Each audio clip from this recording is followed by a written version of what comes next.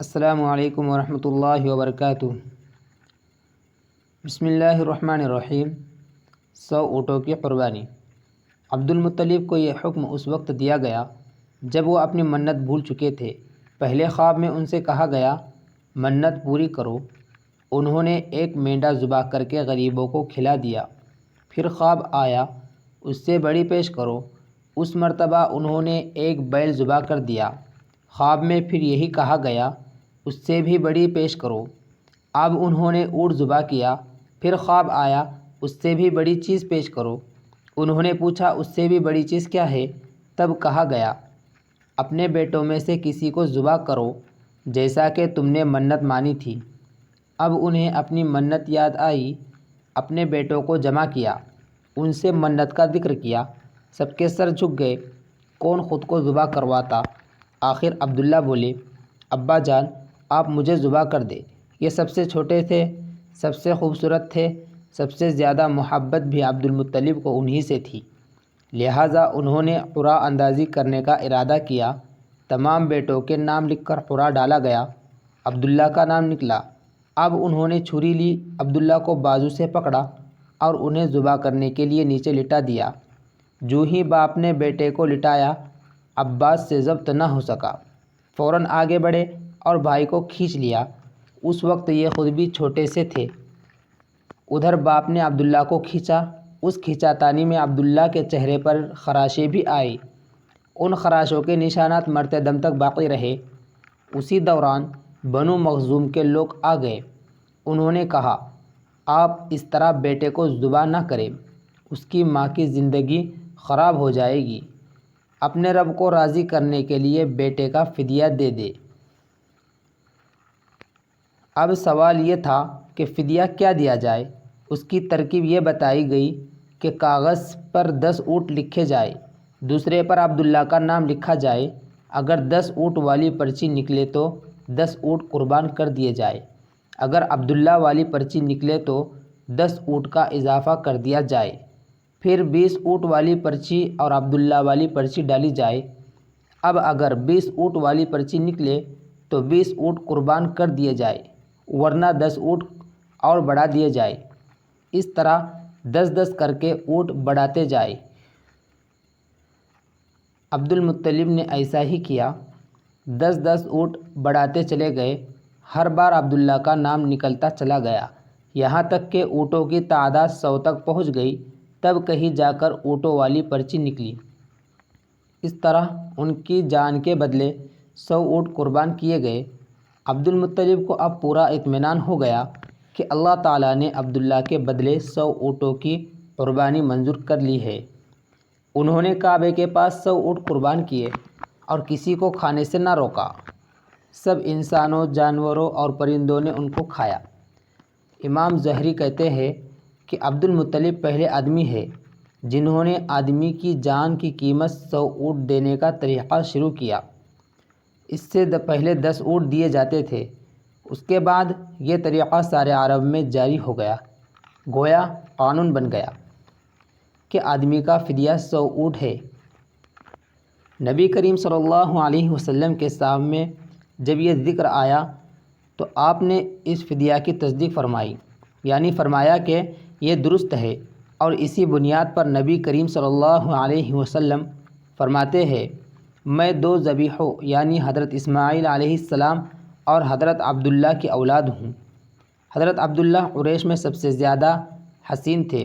ان کا چہرہ روشن ستارے کے مانند تھا۔ قریش کی بہت سی لڑکیاں ان سے شادی کرنا چاہتی تھیں، مگر حضرت عبداللہ کی حضرت آمینہ سے شادی ہوئی۔ حضرت آمینہ وہب بن عبد مناف بن زہرہ کی بیٹی تھی۔ شادی کے وقت حضرت عبداللہ کی عمر 18 سال تھی۔ یہ شادی کے لیے اپنے والد کے ساتھ جا رہے تھے۔ راستے میں ایک عورت کعبے کے پاس بیٹھی نظر آئی۔ یہ عورت ورقہ بن نوفل کی بہن تھی۔ ورقہ بن نوفل قریش کے ایک بڑے عالم تھے۔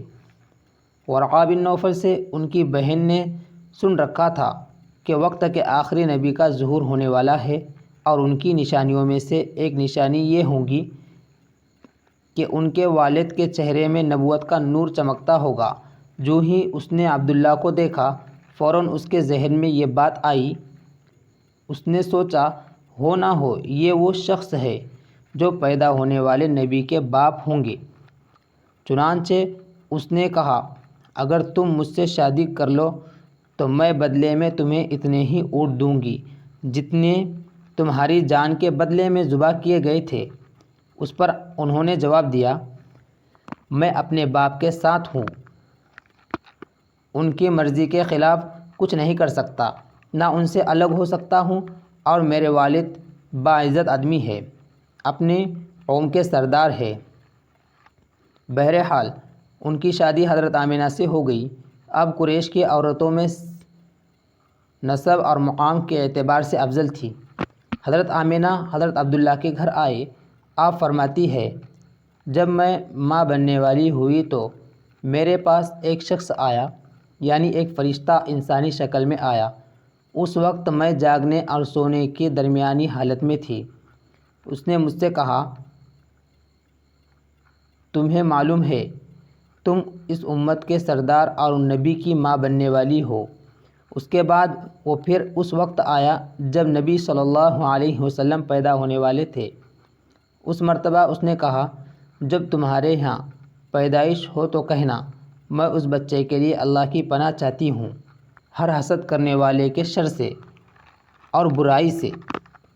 پھر تم اس بچے کا نام محمد رکھنا، کیونکہ ان کا نام تورات میں احمد ہے اور زمین اور آسمان والے ان کی تعریف کرتے ہیں، جبکہ قرآن میں ان کا نام محمد ہے اور قرآن ان کی کتاب ہے۔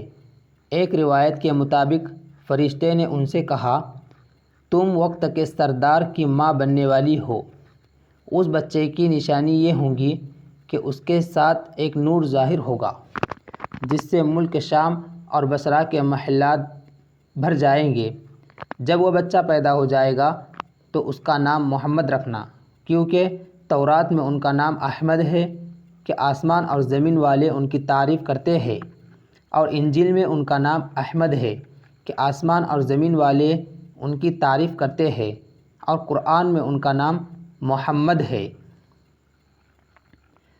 حضرت عبداللہ کے چہرے میں جو نور چمکتا تھا شادی کے بعد وہ حضرت آمنہ کے چہرے میں آ گیا تھا۔ امام ظاہری فرماتے ہیں حاکم نے یہ روایت بیان کی ہے اور اس کو صحیح قرار دیا ہے کہ صحابہ رضی اللہ عنہم نے حضور نبی کریم صلی اللہ علیہ وسلم سے عرض کیا اے اللہ کے رسول ہمیں اپنے بارے میں کچھ بتائیے۔ آپ صلی اللہ علیہ وسلم نے ارشاد فرمایا میں اپنے باپ ابراہیم علیہ السلام کی دعا ہوں، اپنے بھائی عیسیٰ علیہ السلام کی بشارت ہوں اور خوشخبری ہوں۔ جب میں اپنی والدہ کے شکم میں آیا تو انہوں نے دیکھا گویا ان سے ایک نور ظاہر ہوا جس سے ملک شام میں بصرہ کے محلات روشن ہو گئے۔ حضرت آمنہ رضی اللہ عنہا نے حضرت حلیمہ سعدیہ سے فرمایا تھا میرے اس بچے کی شان نرالی ہے، یہ میرے پیٹ میں تھے تو مجھے کوئی بوجھ اور تھکن محسوس نہیں ہوئی۔ حضرت عیسیٰ علیہ السلام وہ آخری پیغمبر ہے جنہوں نے آپ صلی اللہ علیہ وسلم کی آمد کی خوشخبری سنائی ہے۔ اس بشارت کا ذکر قرآن میں بھی ہے۔